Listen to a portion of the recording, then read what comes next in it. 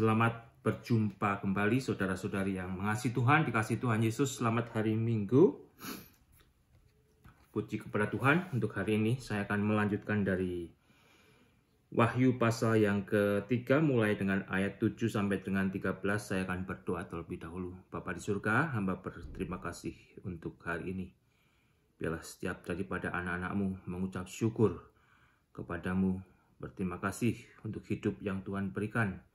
Karena dengan mengucap syukur kami boleh mendapatkan kekuatan Tuhan. Kami boleh menyadari jikalau hanya Tuhan yang penuh dengan kebaikan pada kami, yang masih membuat kami ada sampai saat ini. Dan kami juga boleh menggunakan waktu yang Tuhan berikan, kami isi dengan kehidupan pengucapan syukur. Bapa di surga, ampuni untuk segala dosa kami, berikan firman-Mu, berikan juga berkat surgawi-Mu. Terpujilah nama-Mu Tuhan Yesus. Amin. Kepada jemaat di Philadelphia, saudara, saya akan membaca dari Wahyu pasal yang ke-3, mulai ayat 7 sampai dengan ayat 13, demikian bunyinya. Dan tuliskanlah kepada malaikat jemaat di Philadelphia, inilah firman dari yang kudus, yang benar dan yang memegang kunci Daud. Apabila ia membuka, tidak ada yang dapat menutup. Apabila ia menutup, tidak ada yang dapat membuka. Aku tahu segala pekerjaanmu. Lihatlah, aku telah membuka pintu bagimu yang tidak dapat ditutup oleh seorang pun. Aku tahu bahwa kekuatanmu tidak seberapa, namun engkau menuruti firman-Ku, dan engkau tidak menyangkal namaku. Lihatlah, beberapa orang dari jemaah iblis, yaitu mereka yang menyebut dirinya orang Yahudi, tetapi yang sebenarnya tidak demikian, melainkan berdusta, akan kuserahkan kepadamu. Sesungguhnya aku akan menyuruh mereka datang dan tersungkur di depan kakimu dan mengaku bahwa aku mengasihi engkau. Karena engkau menuruti firman-Ku untuk tekun menantikan aku, maka aku pun akan melindungi engkau dari hari pencobaan yang akan datang atas seluruh dunia untuk mencobai mereka yang diam di bumi. Aku datang segera. Peganglah apa yang ada padamu supaya tidak seorang pun mengambil mahkotamu. Barang siapa menang, ia akan kujadikan soko guru di dalam bait suci Allahku, dan ia tidak akan keluar lagi dari situ, dan padanya akan kutuliskan nama Allahku, nama kota Allahku, yaitu Yerusalem baru, yang turun dari sorga dari Allahku, dan namaku yang baru. Siapa bertelinga, hendaklah ia mendengarkan apa yang dikatakan Roh kepada jemaat-jemaat. Demikianlah saudara, bunyi firman Tuhan.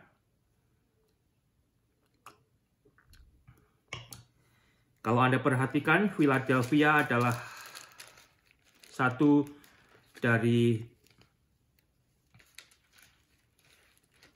2 dari 7 gereja yang tidak mendapatkan teguran dari Tuhan. Nah, sama halnya dengan gereja di Smyrna. Gereja Smyrna adalah gereja yang miskin, hidup di dalam penganiayaan, tetapi oleh Tuhan dinilai sebagai gereja yang kaya. Dan kembali seringkali kita orang Kristen menilai gereja dengan mata dunia. Kita mencari gereja yang tampak megah, besar, ramai. Tidak masalah saudara, asal Anda tahu gereja tersebut adalah gereja yang hidup sesuai dengan penilaian Tuhan. Karena kita sudah membaca, ya, ternyata gereja Sardis adalah gereja yang demikian, tetapi oleh Tuhan dinilai sebagai gereja yang mati. Kepada gereja di Philadelphia, Tuhan berkata, jikalau Dia adalah yang kudus dan yang benar, yang memegang kunci Daud. Apabila Tuhan membuka, tidak ada yang dapat menutup, dan apabila Tuhan menutup, tidak ada yang dapat membuka. Anda ingat akan perumpamaan 5 gadis yang bijaksana dan 5 gadis yang bodoh. Demikian juga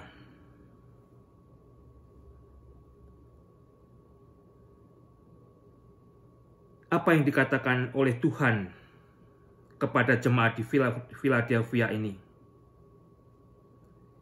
Jikalau gereja di Philadelphia telah dibuka oleh Tuhan. Inilah firman dari yang kudus dan yang benar. Yesus adalah yang kudus, Yesus adalah yang benar. Tentunya gereja yang Tuhan kehendaki adalah gereja yang menjaga kekudusan Tuhan. Dan kembali, aplikasinya, apakah Anda dan saya berada di gereja yang menjaga kekudusan Tuhan? Kekudusan di dalam pengajaran dan kekudusan di dalam kehidupan kita sebagai jemaat Tuhan. Tentunya tidak ada gereja yang sempurna, tidak ada orang Kristen yang sempurna, karena kekristenan terdiri dari orang-orang yang dulunya berdosa, tetapi sudah menerima kasih karunia anugerah Allah. Di dalam penebusan Yesus Kristus kita dijadikan baru, kita mengalami kelahiran baru di dalam roh, kita bertumbuh mentaati firman Tuhan, disitulah kita menjadi bagian gereja Tuhan. Gereja Tuhan adalah diisi dari orang-orang yang dulunya berdosa, tetapi sudah ditebus, sudah dihapus dosanya oleh Tuhan, sudah dijadikan baru oleh Tuhan, dan tidak lagi tinggal di dalam dosanya, tidak lagi menjadi hamba dosa, tetapi menjadi hamba Kristus dan menjaga kekudusan Yesus. Tidak mencemari Yesus, tidak mencampur adukkan pengajaran yang Yesus ajarkan kepada gerejanya dengan pengajaran kultur-kultur yang ada. Kalau Anda perhatikan, banyak gereja saat ini, saudara, yang tidak menjaga kekudusan Yesus. Perhatikan apa yang mereka ajarkan, banyak yang aneh-aneh. Ya. Kalau Anda perhatikan pengajaran Yesus sebetulnya cukup sederhana. Cukup sederhana. Dan bagaimana kita tahu akan menjadi gereja atau jemaat yang dikasih oleh Tuhan,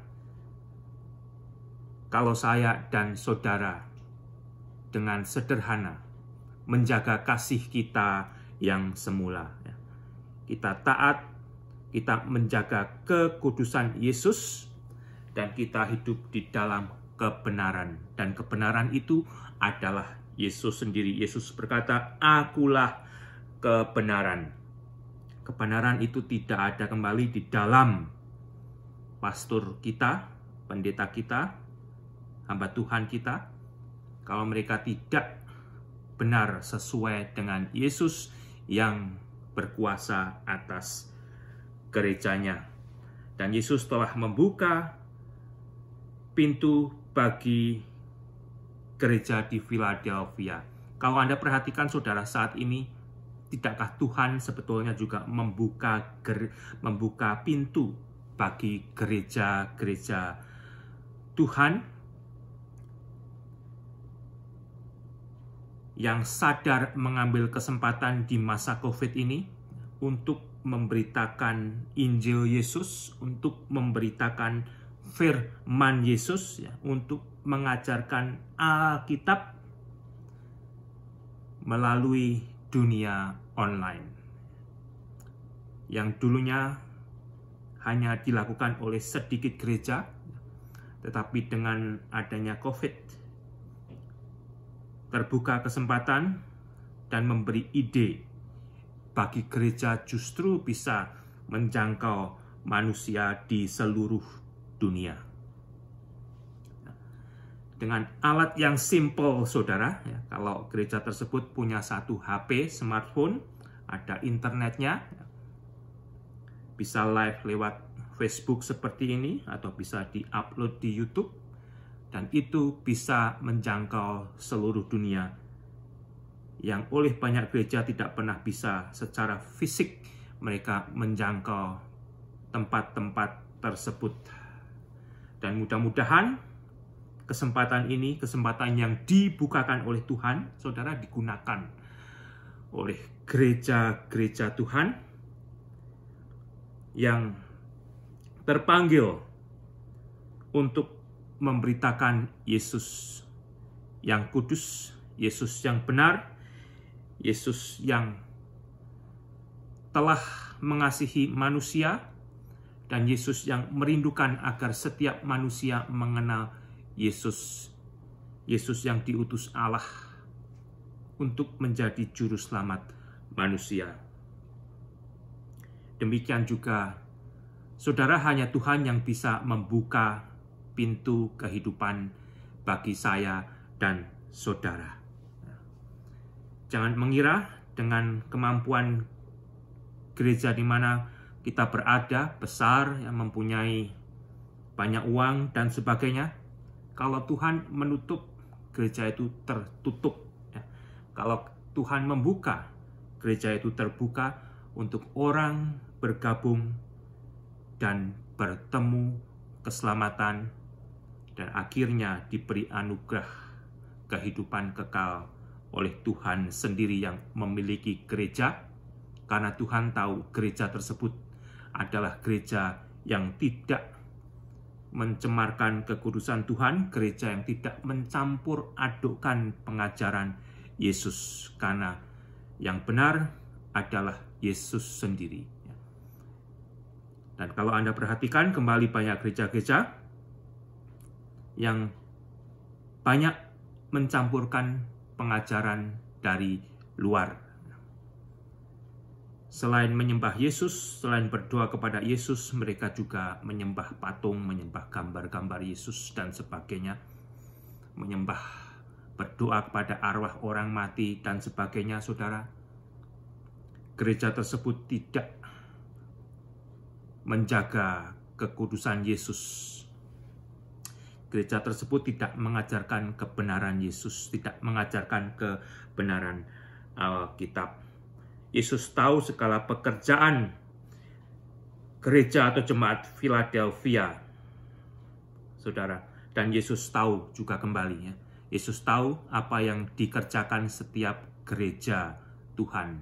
Yesus tahu apa yang dikerjakan setiap pendeta yang mengaku pendeta Kristen, gereja yang mengaku gereja Kristen. Yesus tahu saat ini, saudara, apa yang Anda lakukan sebagai gereja Tuhan di hari Minggu, jemaat Tuhan di hari Minggu. Dan Anda di masa COVID ini bisa boleh bersembunyi, tidak usah bersembunyi juga tidak ketahuan oleh pendeta Anda. Pendeta Anda juga tidak diketahui oleh jemaat Anda, tetapi Tuhan melihat apa yang masing-masing kita perbuat. Gereja Philadelphia adalah gereja yang kecil, gereja yang kekuatannya tidak seberapa, tapi gereja Philadelphia adalah gereja yang menuruti firman Tuhan Yesus, dan mereka tidak menyangkali nama Yesus. Itu saja, saudara, sebetulnya kuncinya. Itu kuncinya untuk menjadi gereja yang dikasihi oleh Tuhan Yesus, adalah gereja yang mengandalkan kepada Yesus. Kekuatannya diandalkan bukan kepada mereka, tetapi kepada Yesus. Dengan kekuatan yang seberapa, mereka tetap setia menuruti firman Tuhan Yesus. Meskipun teraniaya, meskipun dimusuhi oleh dunia, tetapi mereka berani menyaksikan nama Yesus. Mereka tidak menyangkali nama Yesus. Kalau kita tidak menyadari, kita bisa menyangkali nama Yesus dengan perbuatan kita sehari-hari, saudara. Dengan mulut saya, dengan mulut Anda, dengan apa yang kita pikirkan, yang kita lakukan. Di situ sebenarnya Tuhan melihat jikalau hidup saya dan hidup saudara menyangkali Yesus. Kita hidup sebagai orang Kristen yang munafik. Siapa yang menilai? Yesus sendiri. Yesus sendiri. Itu yang kita harus berhati-hati. Oleh karena itu, kita juga diajar akan takut kepada Tuhan. Karena di dalam Yesus yang ada adalah kebenaran dan kekudusan, tidak kecemaran. Saudara, lihatlah beberapa orang dari jemaah iblis, yaitu mereka yang menyebut dirinya orang Yahudi. Mereka merasa mereka adalah keturunan Bapak Abraham. Tetapi kembali, kalau mereka adalah keturunan Bapak Abraham, mereka akan mentaati Allah dan percaya kepada Yesus. Mereka dianiaya oleh orang-orang Yahudi yang mengaku Yahudi tetapi sebenarnya jemaah iblis. Mereka berdusta. Ya mungkin mereka secara kebangsaan mereka adalah keturunan Yahudi. Tetapi di mata Tuhan mereka hanya sebatas kulitnya. Mereka tidak memiliki kehidupan yang takut akan Allah. Abraham percaya kepada Yesus, dan mereka ini adalah jemaah iblis, pengikut iblis, bapa segala dusta. Sesungguhnya aku menyuruh mereka datang tersungkur di depan kakimu dan mengaku bahwa aku mengasihi engkau. Sebenarnya Yesus mengasihi setiap orang yang mau percaya dan hidup mentaati firman-Nya. Bukan hanya mengklaim sebagai orang Yahudi, bukan hanya mengklaim sebagai orang Kristen. Kalau Anda tahu, saya kira Anda juga tahu, bukan hanya orang Yahudi yang mengaku Yahudi tetapi bukan Yahudi, tetapi jemaah iblis, saudara. Tetapi Anda juga mungkin tahu, orang Kristen juga banyak yang mengaku Kristen, tetapi padahal sebenarnya menurut kelakuan mereka,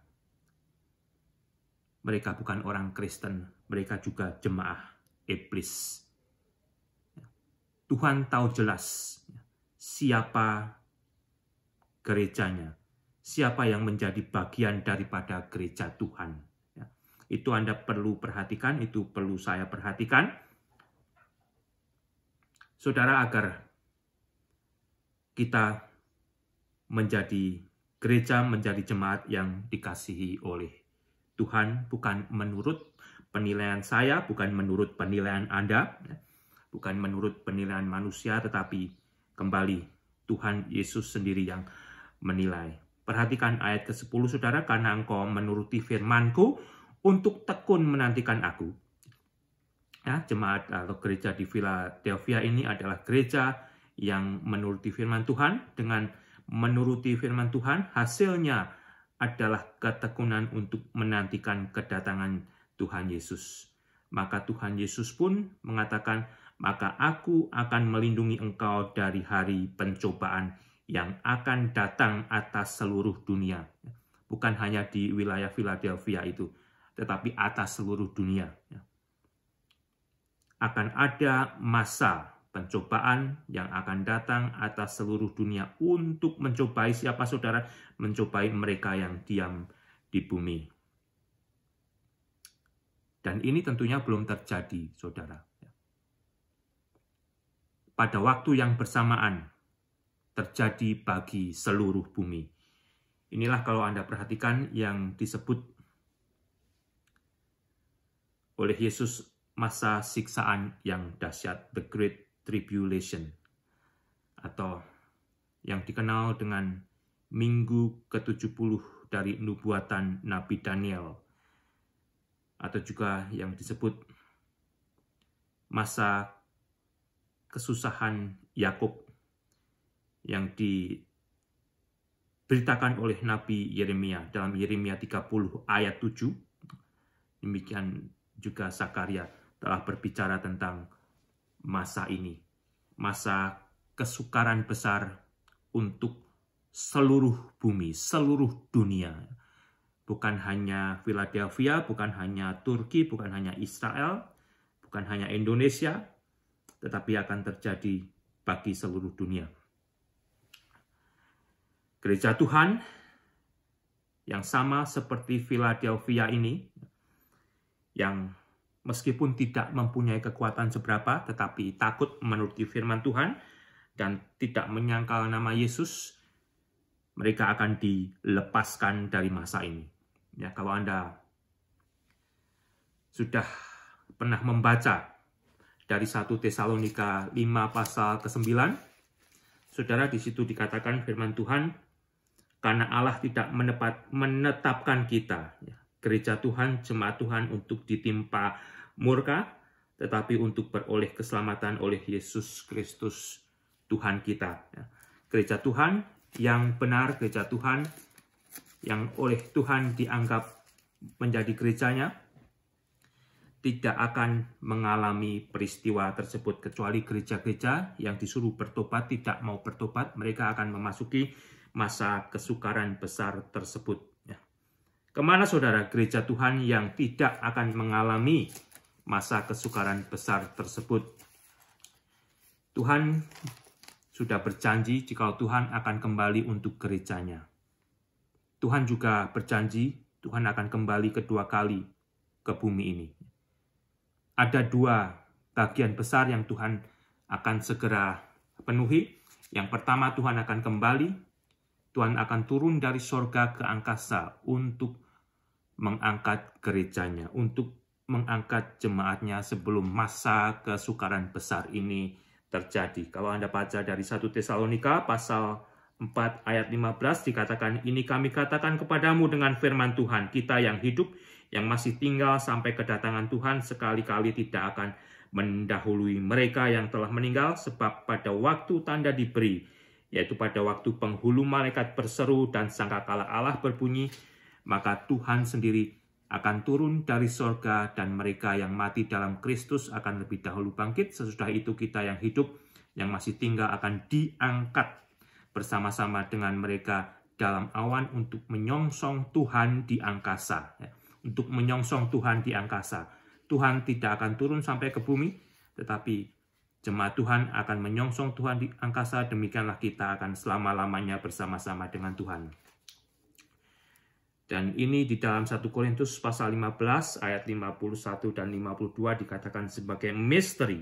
Sesungguhnya aku menyatakan kepadamu suatu rahasia. Kita tidak akan mati semuanya, tetapi kita semuanya akan diubah dalam sekejap mata.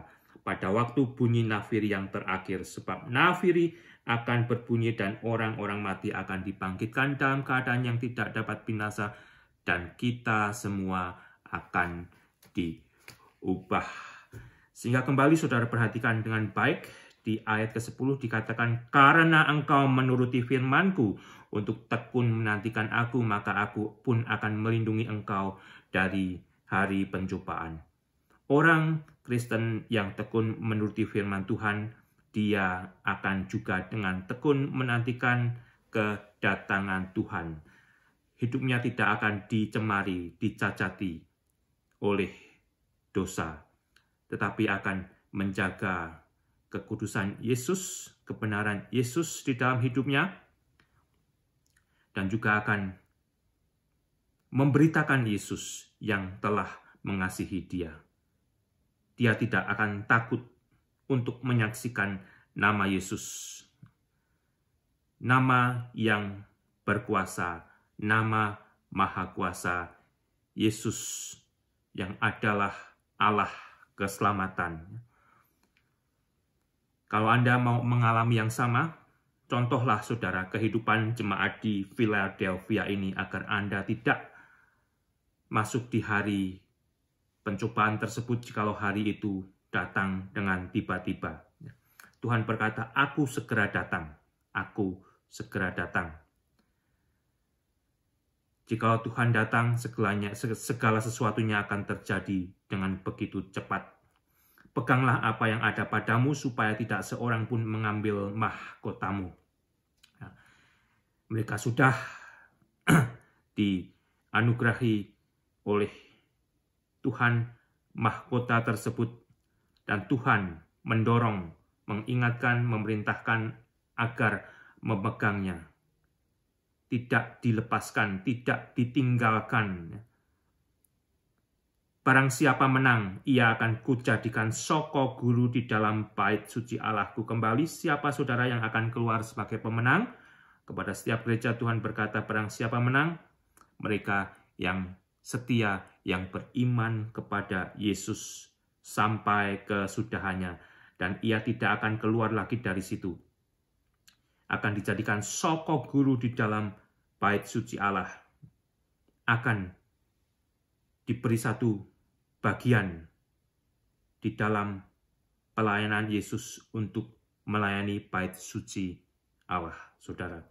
Dan ia tidak akan keluar dari situ, dan padanya akan kutuliskan nama Allahku dan nama kota Allahku, yaitu Yerusalem baru, yang turun dari surga dari Allahku, dan namaku yang baru. Kembali jadi orang Kristen, kita kalau sudah mati, sebagian mengira ya sudah, selesai. Tetapi kalau Anda membaca Alkitab dengan seksama, kehidupan kita masih akan dilanjutkan dengan melayani Yesus, saudara, dan diisi oleh hal-hal yang penuh dengan excitement. Tidak akan membosankan. Ya. Kalau Anda hidup berapi-api, ya, Anda hidup dengan sukacita melayani Tuhan, Anda akan tahu nanti keindahan di mana secara langsung Anda akan dipilih, akan diberi kesempatan, akan diberi kedudukan oleh Yesus sendiri untuk melayani Yesus. Siapa bertelinga, hendaklah ia mendengarkan apa yang dikatakan Roh kepada jemaat-jemaat, saudara. Ya, mudah-mudahan kita menjadi orang Kristen, orang yang mengaku Kristen tetapi benar-benar Kristen. Ya. Mereka adalah orang yang memiliki telinga, mereka yang memiliki kerinduan untuk hidup seperti gereja di Philadelphia ini. Meskipun tidak memiliki kekuatan yang seberapa, tetapi justru itu mereka mengandalkan kekuatannya hanya kepada Tuhan. Mereka hidup menuruti firman Tuhan, dan mereka tidak menyangkali nama Tuhan Yesus, saudara. Dan mereka ini adalah gereja atau jemaat yang dikasihi Yesus. Ya, tidakkah indah kalau Anda perhatikan di ayat ke-9 tadi dikatakan, sesungguhnya aku akan menyuruh mereka datang dan tersungkur di depan kakimu dan mengakui, aku mengasihi engkau. Yesus mengasihi gereja Philadelphia. Ya, betapa luar biasanya, betapa bahagianya kita, betapa bersukacitanya kita menjadi gereja, menjadi jemaat yang secara langsung dikasihi oleh Yesus. Biarlah itu menjadi kerinduan kita, kerinduan saya dan saudara. Tuhan Yesus memberkati.